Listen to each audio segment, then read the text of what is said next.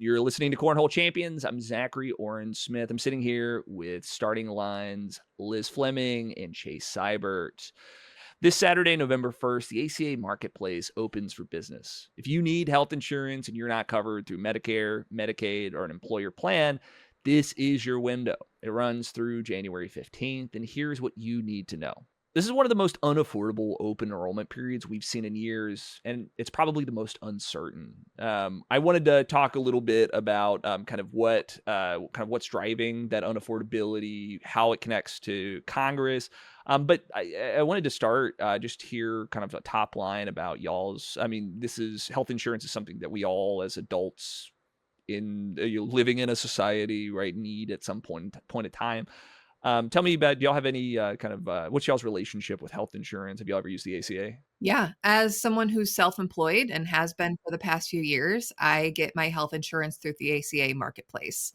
And it's allowed me to, again, as a self-employed person, I'm not like raking in the dough. I have a very different kind of structure of employment that I have, but it allows me to get health insurance relatively affordably, which is really helpful. I think it'd be not lost on anybody to know how important health insurance is to have it in case of emergencies or just for those annual checkups, prescriptions, dental insurance. So I was really thankful when I stepped out on my own and became self-employed and started doing my own thing that I could still have this coverage. And I know I'm not alone in that. So to know that my premiums and my monthly payments for healthcare are going to skyrocket, I'm nervous. And again, I'm not alone in that. I can't believe that the government isn't able to do the bare minimum to make sure that people have health insurance and like food.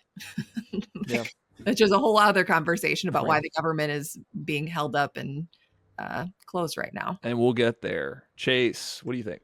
Yeah, I was also, when I went off my parents' health insurance and was self-employed, I remember at first being like $100 a month, and I did this and I thought that's pretty good, but if anything does happen, you're completely out of pocket.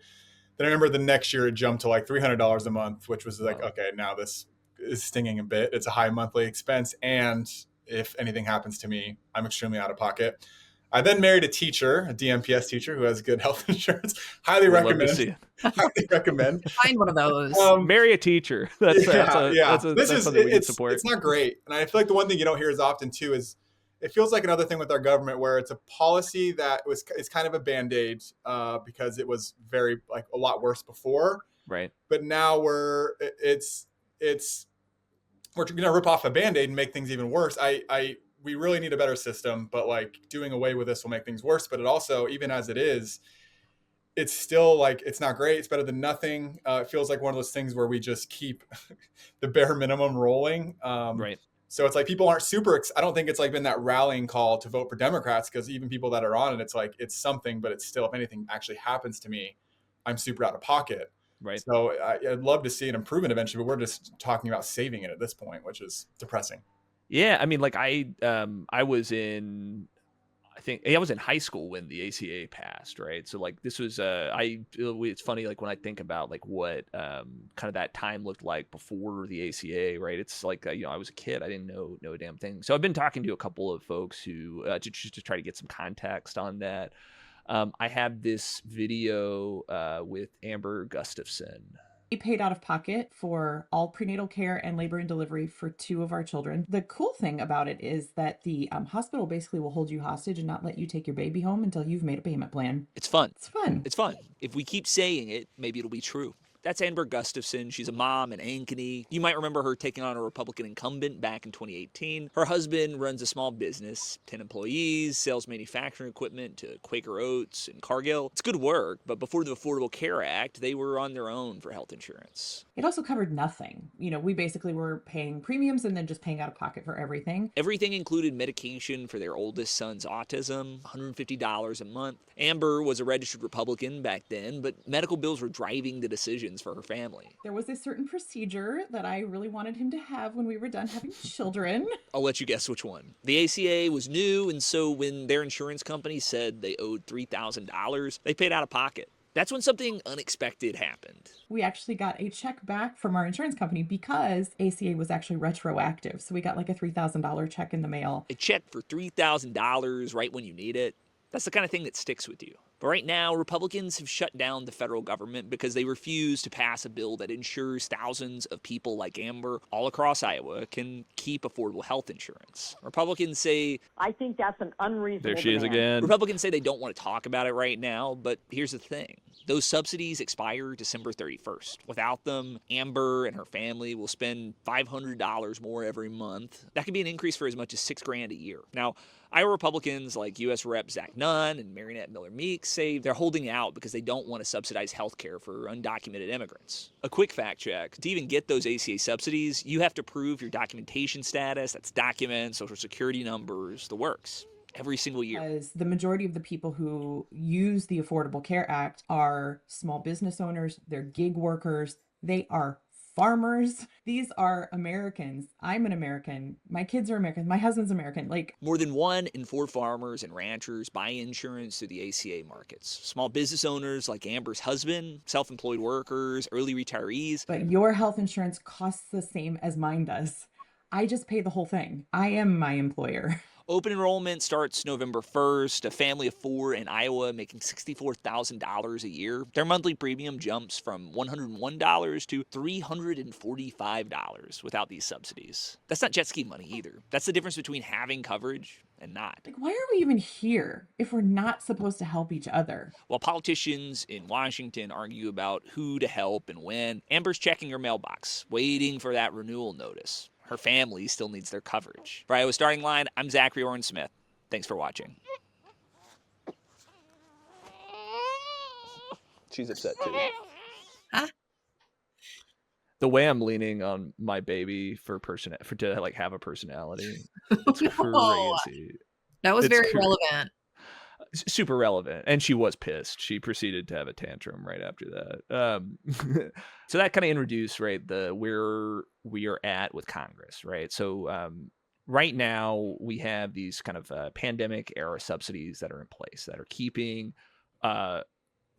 prices for coverage through the ACA artificially low, right?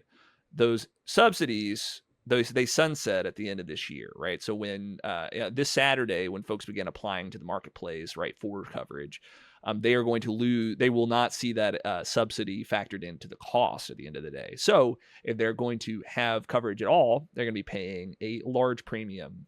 Kaiser Family Foundation, that's what it is. Kaiser Family Foundation's estimates that the average increase will be something like 114%, which is a insane amount of money when we're talking about something that is essential, right? Like when it comes when we're talking about catastrophic care, people with pre-existing conditions, people that I don't know, like are pregnant, right, and are trying to having just cashed out of the goddamn hospital. That's not cheap, Right. Yeah, and so it's vitally important insurance, but I think the price of admission may be just too high for many Iowans. Right. You want to talk about hell freezing over. Marjorie Taylor Greene and other Republicans are very much on the side of most people who are like, we can't let these expire. Right. You want to talk about when people lose insurance, preventative care and chronic disease management decline.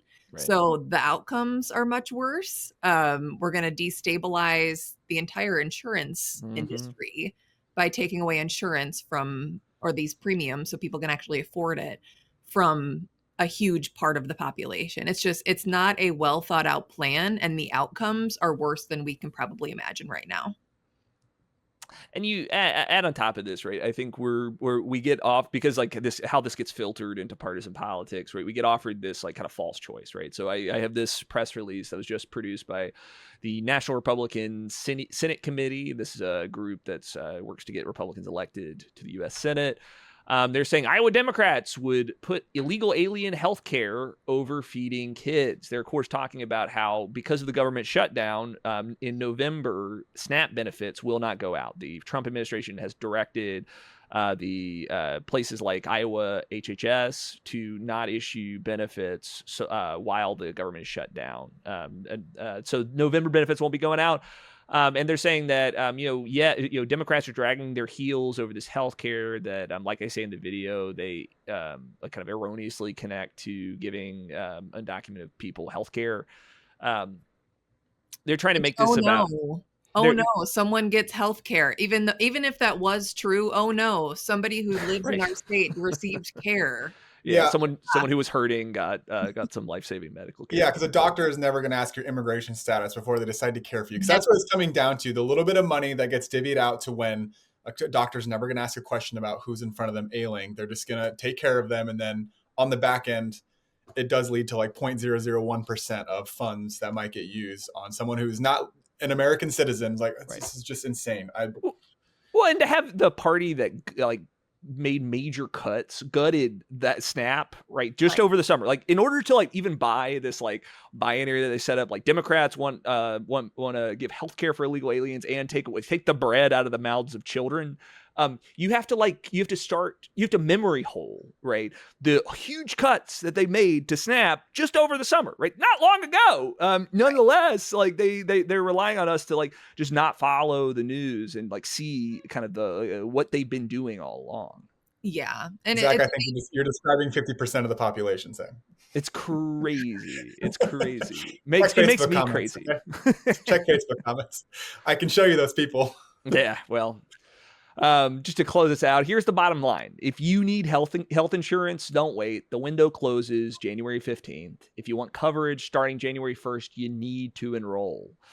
Plans change every year, pricing changes, and your income might have changed. So shop around, see what plan is right for you. But I think we all can agree that healthcare shouldn't be this complicated. And with that, Chase, can we take a break? Yeah, we can take a break. Sick.